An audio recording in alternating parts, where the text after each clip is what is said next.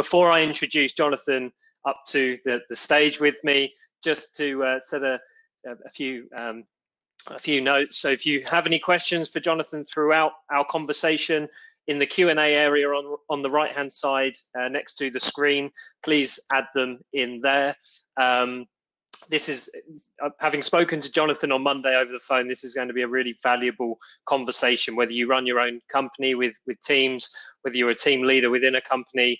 It's going to be very, very valuable. And to set a bit of context about Jonathan's career itself, having spent 20 years in the military, assistant to the head of the British Army, chief of staff of the largest brigade, and commanded on 3 operational tours. In the business world, he's spent 20 years as the MD of a PLC. Alongside that, he's spent 10 years running his own company. So he knows a lot about leading teams. He knows a lot about business. He hasn't stopped learning. He's a recent graduate of one of Harvard's leading leadership programs.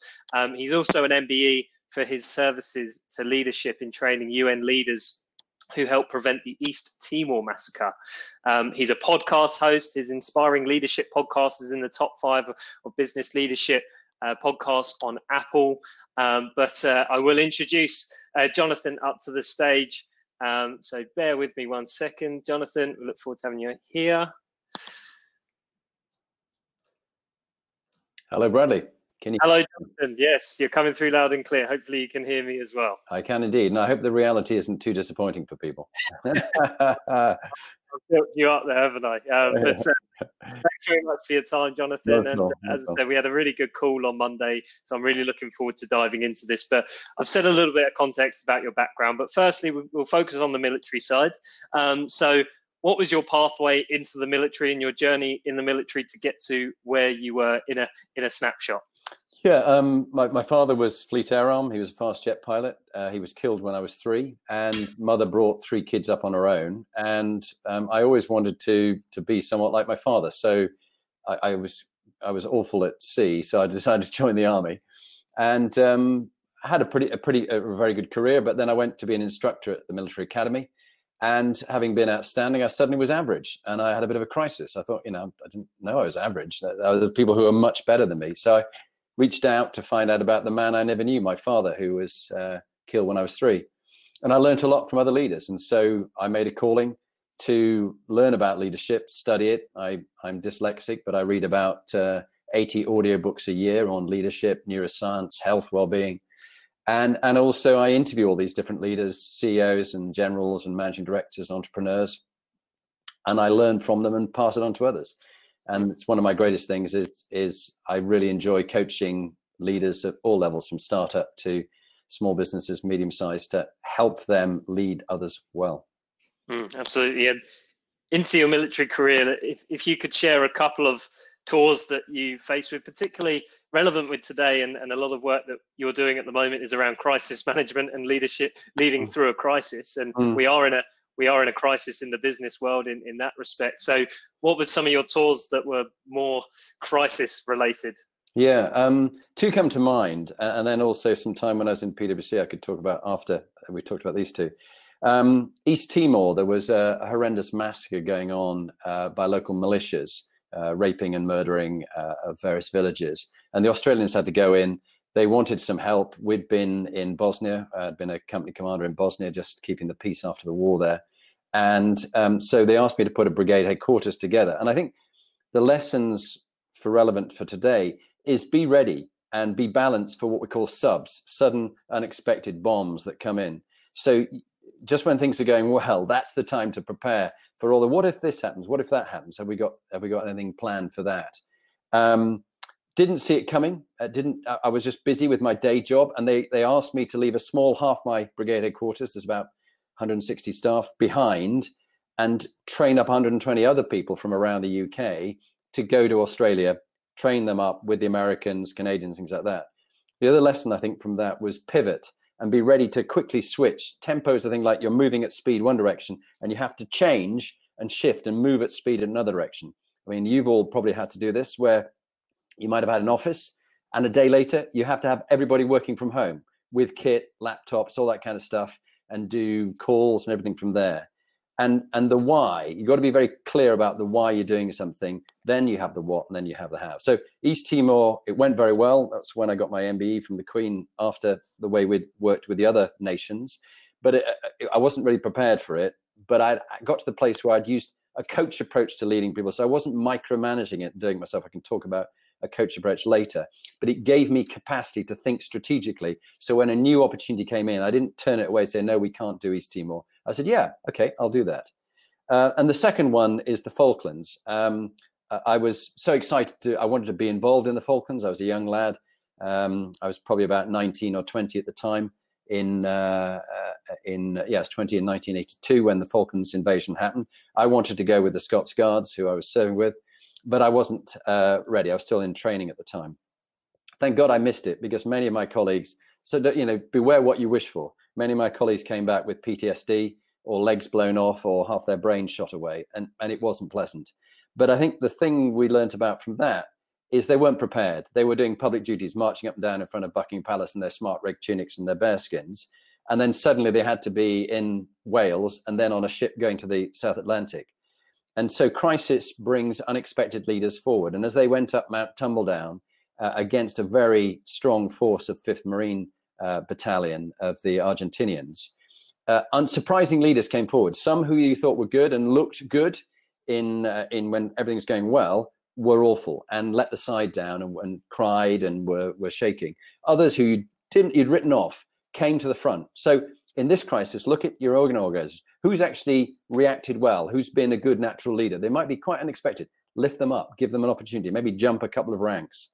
That's my experience. Yeah, it's a really nice point to make, and it kind of leads into the business world. And what was your transition like from the military world into the business world, and how did that work for you, and how did that come about? Yeah, I was fascinated by business and realized I wanted to go into business. I'd been, as you mentioned kindly, assistant to the head of the army, what they call the ADC, or the military assistant to the head of the army. I learned a lot from him, but I looked around and I thought, do I want to be one of them? No. Am I good enough to be one of them? Probably not. Do I fit in? No, I probably don't. So if that's not for me, where do I want to go? And it's those three overlapping circles: what I love doing, unique talents, and what does the market want? And so I did my MBA through the Open University in my spare time when I had 2 small children. And that was really very tough, but it was worth it because I met loads of people. I worked for the Army Management Consultants, which they told me was not a good career move. I said, no, I assure you it is a good career move. I just hadn't told them my career was not within the Army. I was going to leave after 20 years, probably because I was doing okay, but I hadn't reached my potential and it wasn't really me. Whereas this, coaching CEOs, leaders, top teams, MDs, that's what my calling was. This is what I'm supposed to be doing. And I think I then went into PwC, was my first job, which was great, but I arrived in the middle of a crisis. And no sooner had I arrived than they shut the doors. No one else was let on board. The portcullis came down literally just behind my rear of my arse, and nobody else joined. A friend of mine was about to join, and bang, he was up against the portcullis, couldn't get in. And then they started to salami slice, and the first wave of redundancy, okay, that's it. And then 6 months later, another wave of redundancy, and 6 months later, another wave of redundancy. Now, luckily, because I was cheap and I'd come in early, I survived, and I found what they needed, and I found an answer to their problem. And that's, as you think about your own businesses, don't go, give me some work, I'll do anything for anybody. No. Find your clients, find out what their pain point is, and give them excellent service above and beyond. I'm finding the world of coaching is much tougher. Many firms are chopping it, but they need leadership in times of crisis more than ever. So I'm actually getting some good bits of work, but I have to work twice as hard and the fees are not as much. But I'm keeping a link with all my clients, even if I just do a couple of sessions for people pro bono or at lower rates. Then when the good times come, they'll remember that you were there for them in the bad times. Yeah, we're seeing a lot of that at the moment. And what are you seeing as the main principles that you applied in the military that are able to be applied within a business leader, manager in the business world? Yeah, the first thing I'd come up with is think strategically. Whatever the size of your business, whether it's you and 3 others, or you and 10 of you, or there's 20, 100, whatever it might be, 200.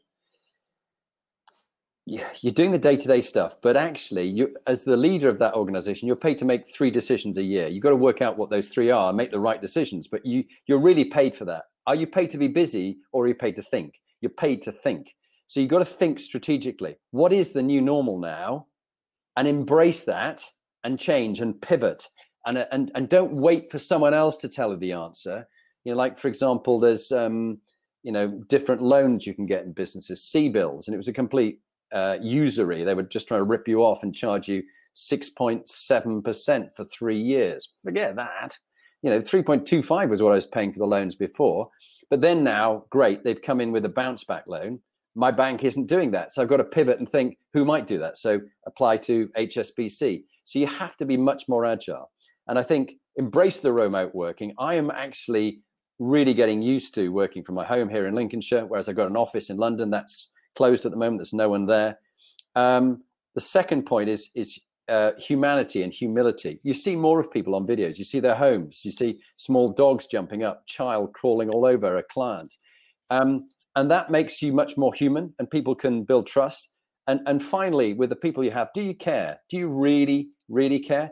Showing that you care, having quick connections with people, or people who've got mental health issues or whatever it might be. Those are things to help them with. Fantastic. That was really, really useful, and I'm sure people will take them away with them. We've got some questions coming in, which is good, and we'll come to them very shortly. I mentioned the Harvard Leadership Program. It's something that I see a lot in the books that I read with leaders and the podcasts that I listen to, that they never stop learning, and it's a really good example. So how did that come about? What did that involve? Yeah, so I'm a visiting professor of leadership at Cass Business School. Bit of a phony plastic title, visiting professor. I'm not a real professor. I'm just human.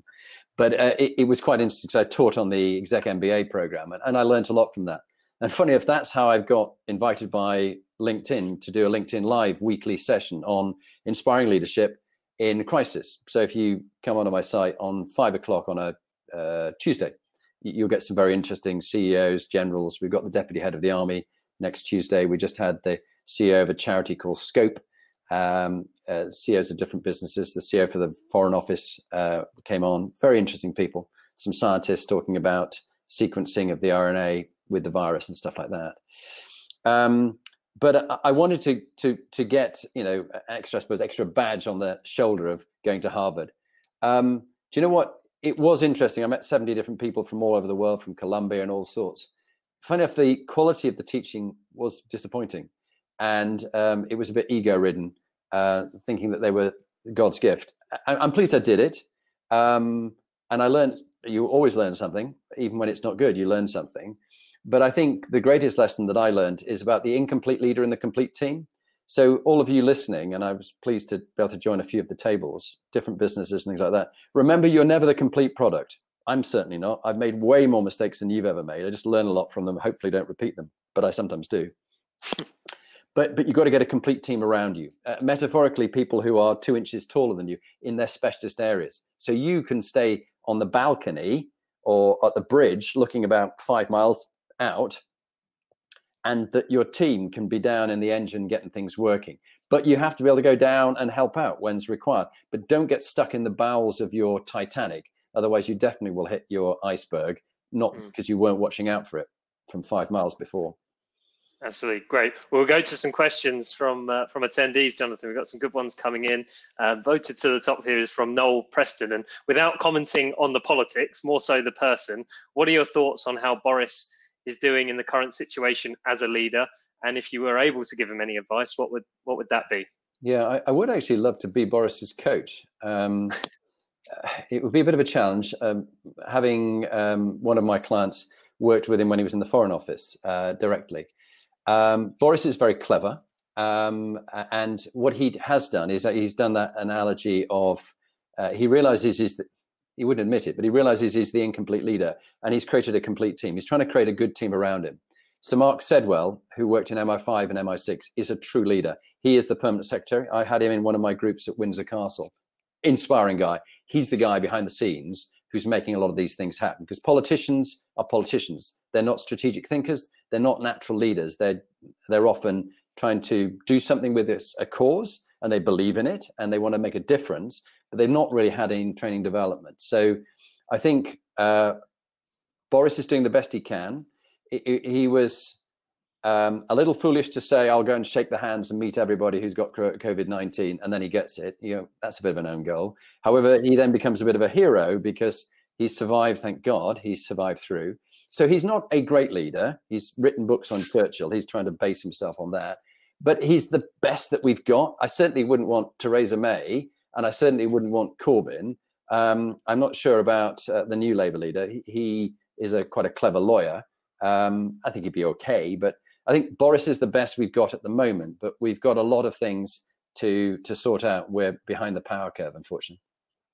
Great, thank you, Jonathan.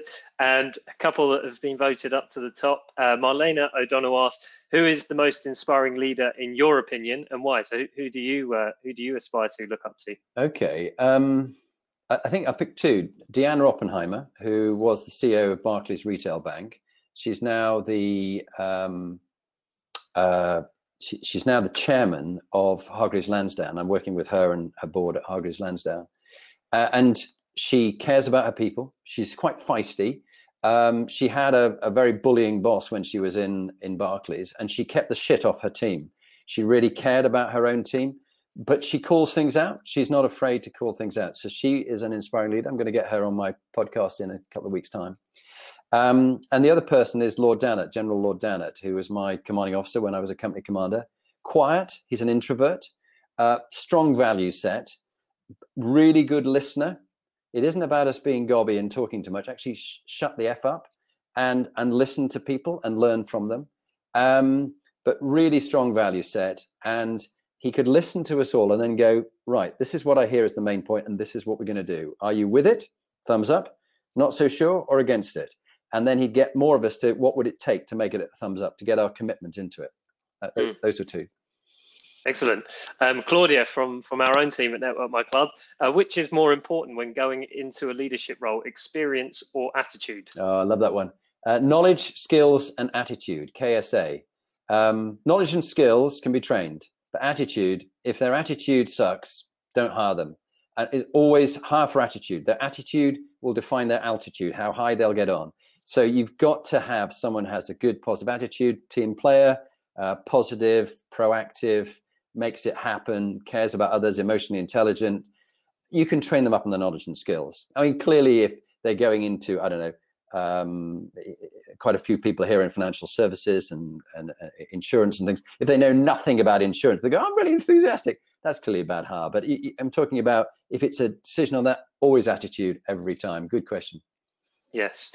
Tim Rylett asked, what do you feel is the most common mistake made by people when trying to lead in difficult times? Well, I think, Tim, that's a good question. Probably the mistakes that I've made. I think I thought it was all about me when I think about some of the blunders I made as a young officer. And look at me, I'm enormous, and that doesn't work at all. I changed around for that one, and I used the coach approach, which is like many people think they have to be Superman. They rip off their T-shirt and they've got a big S labeled tattooed on their chest, and they go, look at me.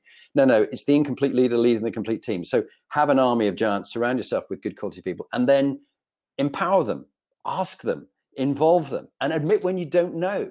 And I think when people are wrong and they won't admit they're wrong, and you're heading off like lemmings over a cliff, go, guys, look, I apologize. I made a mistake. I need your help now. I'm at the limit of what I can do. What do you think? Now, when you're leading people in battle up, Mount Tumble Down, you can't go, I'm not sure what to do. What do you think? You just have to keep going. But that's a very unusual situation. In times of crisis, ideas have no rank, all right? Ideas should not have a rank. Don't be attached to your idea. Good ideas flow to the top. So find the best ideas, get people behind it, and then execute and deliver on it, and keep doing after action reviews. What worked well, what will make it even better? WWW, EBI, and what have we learned? A lot of acronyms in there, which is great. And probably time for one more. Richard Hodson asks, what would be your recommended book to start reading on leadership? So what are your best leadership books that you read? Good, that's a good one. We could send you some, this one here, written by this guy, top tips on inspiring leadership. But the only reason I say that is at the back, I've got some tips of other books that you should read and audiobooks. So drop me a note if you want to know specifically what it is, and I'll happily on LinkedIn, I'll happily give you a recommendation based on what you're particularly looking for. Because I've read so many books and I just keep learning, I could direct you to the specific one which would help you with that question. Thanks. Great. And I had a look through your podcast and the guests that you've had on there, and they've been some incredible people. So definitely worth checking out as well.